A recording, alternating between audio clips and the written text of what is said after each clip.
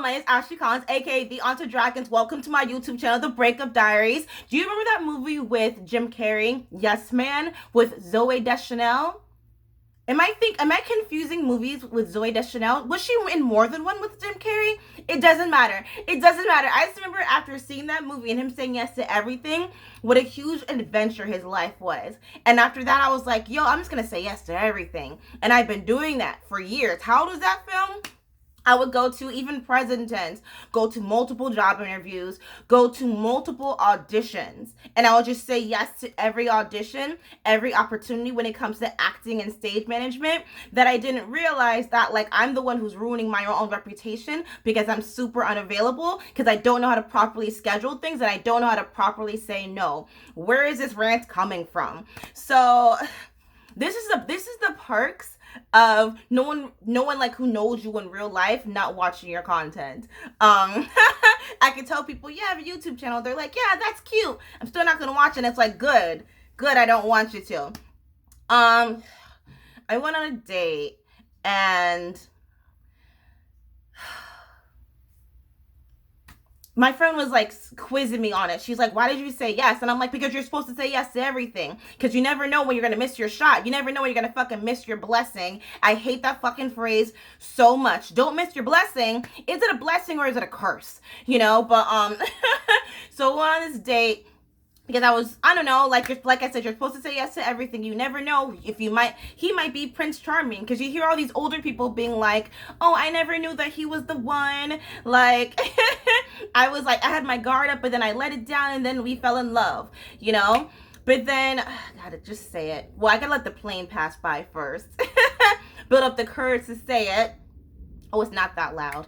But, so long story short, we got into an argument about Marvel, the comic book movies. I know, that's such an Ashley thing to do. Obviously, I would be the person who would get into a fight with someone who I just met, who's trying to pursue me romantically about a movie series that's totally fictional. But it was more than that, though. We were fighting about LeBron and about Caribbean versus African American culture, and I know, like, I need to chill out, but also I need to practice saying no more often. Like I was saying, in the theater community, like it was past tense, very highly encouraged. Go to every audition, you know, because you never know, that one might be the one where you say yes, right? But then when you live in a community, like, not everyone lives in New York, not everyone lives in Chicago, not everyone lives in California. You know, you can't, in those populated cities, you can go to 20 auditions a day and you won't hear a single yes. But if you live in a small community like in Florida and even Atlanta, you're gonna hear multiple yeses because there's such a high demand for actors, and you can't do more than one project on the same day. Sorry, you can't. There's no machine to do that for you, you know? So what you're doing is, like I said, and you're ruining your own reputation by wanting to do everything. And you don't have to do everything. You can't do everything. You can't. Sorry. I know that a lot of people, motivational speakers, will say you could do anything that you want. Sure, but see, the way that time works, you know, you're one person unless you have a twin, you know. And I wish I had a twin. I could do so much more things. But you're not. You're just one individual, you know.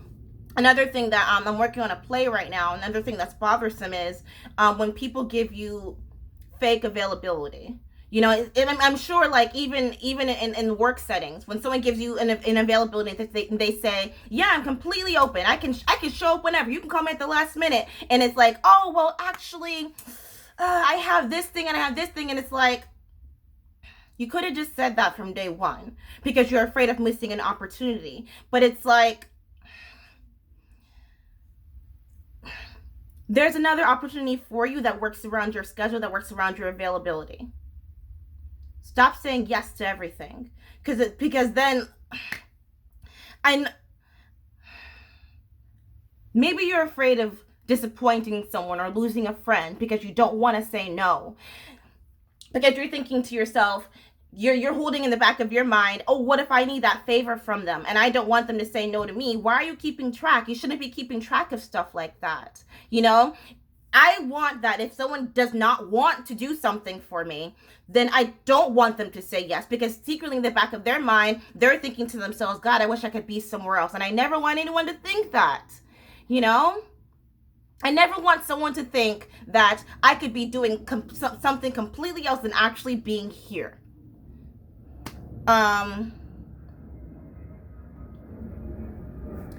thing what you're doing is, by being afraid to say no, is you're letting your bodies live in you're letting your body live in a constant state of fear. You're allowing your body to live in a constant state of paranoia. Something that I learned recently, which I think is so freaking cool. I mean, it is cool, but it's not cool. But listen out here. Okay. So your body doesn't lie to you. Your mind doesn't lie to you, right?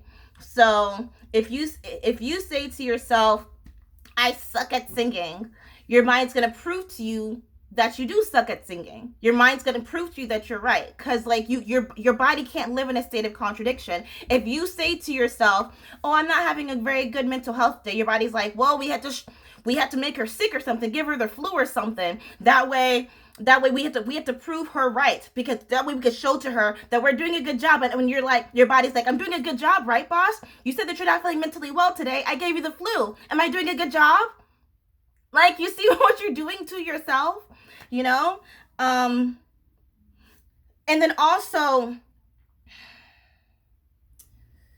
by saying yes to opportunities that we don't really want to do, you're building your own regrets. You're building your own bitterness. That's not the person's fault. That's your fault. That's your fault that you said yes to this opportunity that you kind of wanted to do. You didn't 100% want to do it, but you showed up anyway, and then it totally backfired on you. And then and then it's your fault, because you could have just said no in the first place. I know a popular phrase is, people make time for what they want, but that also means that people make time for things that they don't want to do. And I'm mainly talking to myself in this video, where this past year I've said yes to so many stuff, so many opportunities, and I found myself agitated.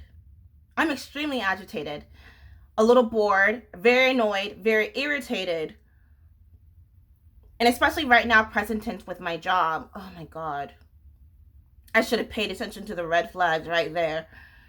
And another thing is, like, when you're afraid to say no, when you don't know how to say no, you don't know how to properly read red flags anymore. Who is this pulling up? Okay, sorry. But another thing is, when you don't know how to properly use your no, you don't know how to properly read red flags anymore. Like, it's, I could have completely avoided that red flag at my job right now. Let me tell you what's going on with my job right now. My morning routine is great, right? I'm starting to get back in the habit of jogging and jumping rope, kind of trying to get rid of this neck fat that's going on right here. And I walk into the building and I'm just agitated. And it's teeny tiny little things, right? Like, okay, so for example, last night at work, they're trying to crack down on some shit. Like, just say it, whatever, fuck it. So they're trying to get everyone to get off their cell phones, right? You're not supposed to be on your cell phone in the workplace in the first place, but you know, whatever. So they're trying to crack down on it, right? So the boss's sister fucking works there, and she's just like texting on her phone with this guy, like bragging about how he's like stalking her, and like she's talking with her sister, the boss, about it. And I'm just like, it's kind of busy, you know, like it's kind of really, really busy. It shouldn't be the same 3 people running food. It shouldn't be the same 3 people refilling the ice bin. You know, it shouldn't be the same 3 people busting tables. You know, we're busy. Like, everyone has to contribute, you know? And then, at one point, these 2 chicks were just leaning in the back, eating. And I'm like, there's shit that can be done. There's shit to do. You know, like, I don't know, like, I feel like this is, there has to be some kind of repercussions for for lack of teamwork, because if I see this one person leaning and eating during the rush, if I see this one person leaning, gossiping, texting on during the rush, that makes me not want to do anything. That makes me not even want to help them. But it's like every customer is your customer, right? And I don't know, like, oh, also, like, the guys will fight in the back of the kitchen, and I'm like, you have to set the example at some point, because you're going to lose your strong employees, and this is how your company goes out of business, because your strong employees don't want to be there. It's kind of like everyone has to pull their weight, but everyone pulls their weight in a different way, right? Like, I'm very work heavy, like, I don't like to lean, like, I always find something to do at work. Not everyone is like that. Some people need to be told, hey, can you do this? Hey, can you do that? Da da da. Like, as a leader, you should be doing that. And that's not my job, because I'm not the leader. I'm just an employee. I'm still just the new girl, Like, that was just a rant. What does that have to do with saying no? I think it has a lot to do with being assertive. You're afraid to be assertive because you don't want to hurt someone's feelings. You're afraid to be assertive because you don't want to miss out your shot. You don't want to miss your blessing. You don't want to, like I said, you're just setting yourself up for failure. You're just setting yourself up for, I knew I should have done this, but I didn't do it in the first place. What else? So, how do you say no? No. Super easy. Do not say, I'll think about it, or I'll get back to you later, because that gives that person a false sense of hope. You know that you're going to say no in the first place. So why don't you just cut to the chase scene, right? I'm very much so about cutting to the chase scene. Don't, like, let's not fill the conversation with empty words, like, yes or no? Are we moving forward with this or not? If you need to look at your schedule, yeah, please say that, but get back to the person within 24 hours.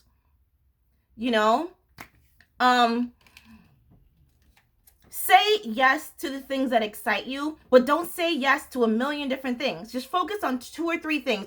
We're so crazy with half-assing so many stuff, and you're not going to get a good quality product. You're not going to get, like, you can't stop half-assing a million things and just whole-ass a couple of things.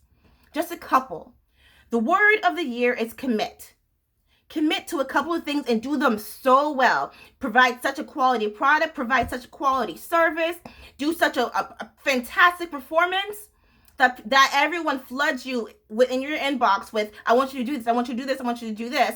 And then that's when you can practice your no. And that's when you can also practice using your planner, which I know that you bought. I know that you bought a planner. I know that you're using your schedule on your cell phone.